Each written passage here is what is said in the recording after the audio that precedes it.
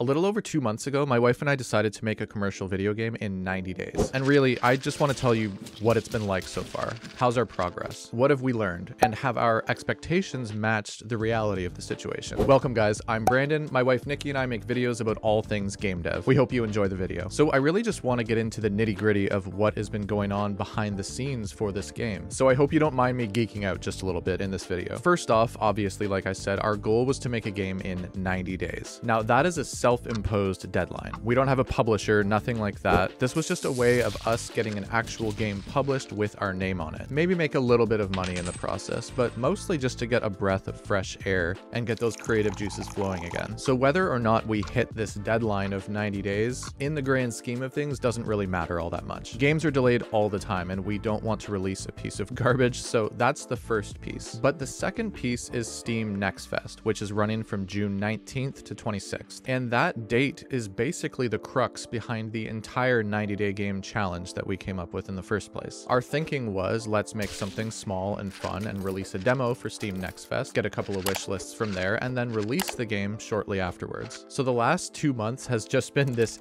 haze of creating content for this game as quickly as possible. And sometimes I get the nicest comments from some of you guys reminding me to take breaks and rest and take care of myself and all of that. Honestly, I appreciate all of you who say that. I will tell you, I am not working on this game for 20 hours a day. I usually take Sundays off. I get 7 hours of sleep-ish a night, and I take lots of breaks to walk my dog and play with my kids and spend time with my wife and all that good stuff. But we are working hard to get this game done. And so because we're trying to slap this game together so quickly, reality has just kind of hit me like a ton of bricks to the face for a couple of things. When you make a video game, you guys know, if you watch my channel, most of you guys are also working on video games yourselves. If you're starting a project, you are going to plan. You need at least a high level idea of what the story is. You want to know your art direction. You need to pick a color palette so that everything really pops. You need to have an idea of what kind of level design is going to be involved. And you're going to need to know what systems you're going to have to program and get working. Who's your target audience and how are you going to market the game? All of this good stuff, right? Now, you might do this through a game design document, especially if you are working on a larger scale project. We jotted down a very high level idea of what we wanted this game to be. What's the basic story, what would make it fun, and what would make it marketable. And then because I like using Trello so much, I took all of those high level ideas and I broke it down into much smaller, more manageable tasks on a Trello board. And so my expectation was I got all of this planned out. So I'm not going to need to, for example, take a break from programming so that I can first figure out the design of how I want the thing to work on paper and then program it, which has happened to me a lot in the past, by the way. I figured that we would save all of that time because all of that stuff was already figured out. So I could just open Unity and open Visual Studio and just get to work. And with that idea in mind, I really thought that I would be able to plow through a lot of the items on my list very quickly. And I have been proven completely wrong in that regard, especially in the last couple of weeks. I'm in the home stretch of completing the upgrade system right now, which is kind of the perfect example to work with. And I hope you'll bear with me for a minute because this example really hits my point home very well. So high level, here's how I want upgrades in Samurado to work. There are going to be temporary upgrades and permanent upgrades. Permanent upgrades can be purchased from a little hub area that you go to when you die, or they can be won from a sort of race that I haven't implemented into the game yet. So the hope with the permanent upgrades is as you accumulate them, hopefully you'll be able to get just a little bit further your next run. Temporary upgrades you can either get from chests or from clearing rooms. Clearing rooms of enemies will give you a tiny stat buff, and chests can give you anything from a whole bunch of currency that you can then later use to spend on permanent upgrades, or a small stat buff like from clearing the room, or ability upgrades which will massively make your runs a whole lot easier. And some of those upgrades can be purchased from the permanent system as well. Now, naively, I gave myself a week to create all of this. And at the beginning, I thought I'll just keep it really simple. What I didn't really realize is how many decisions still need to be made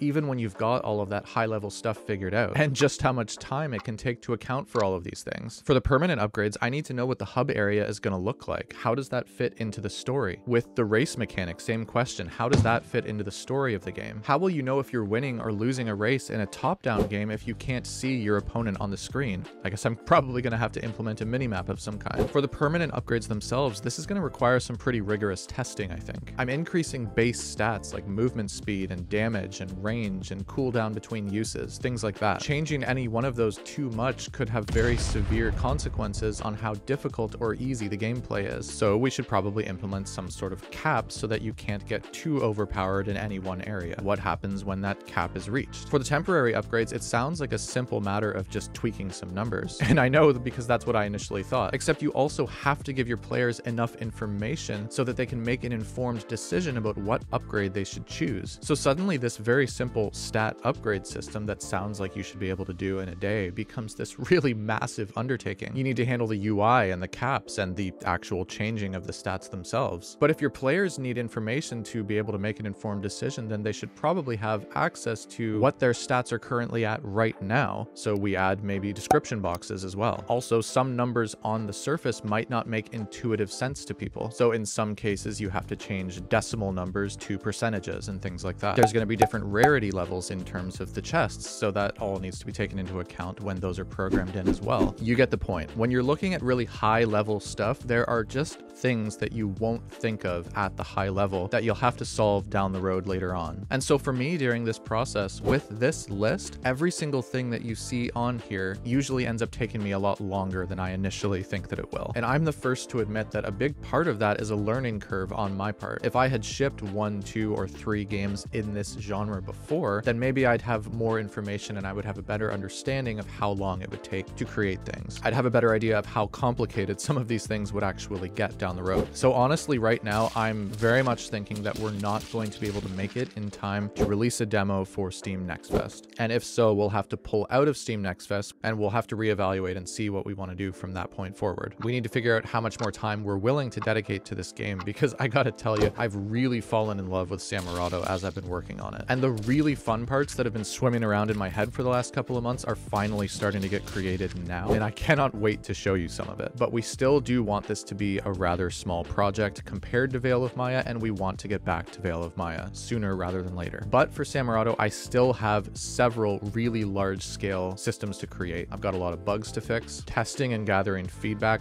really badly needs to happen. The Steam page, which you should visit by the way, so that you can wishlist the game. I promise this game is going to be a blast. But the Steam page is in desperate need of an overhaul. Every single thing on that Steam page is wrong, and that's just because we created it before I had even clicked open new project in Unity. And we had to do that because we needed to get a Steam page done in time to submit our application for Steam Next Fest. And on top of all of this, Steam needs to also verify the demo as well, and that I hear can take up to about 2 weeks as well. And that needs to happen before the festival. And the levels are still pretty bare. We need a lot more art. There needs to be a lot more stuff happening in the world. On top of all of that, this channel is finally starting to take off a little bit. And honestly, that is thanks to all of you out there. Thank you for liking the videos and for subscribing. So honestly, from Nikki and from myself, thank you so much. And so because of that, now is really not the time to slow down with YouTube either. We pump out 2 videos a week and we are dedicated to that despite what's happening with our game. And so with all of that being said, I'm feeling pretty confident that this demo is not going to be done in time for Steam Next Fest. And if it is done in time, it's probably not going to be as polished and as well tested as I would like it to be. But regardless, we are still going to try because we've got a couple of weeks to get there. Either way, subscribe and stay tuned so that you find out what happens either way. I will continue to let you know about our progress with the game. Like the video if you liked. And if you want to see all of the progress we've made with Samurado so far, you can check out this devlog,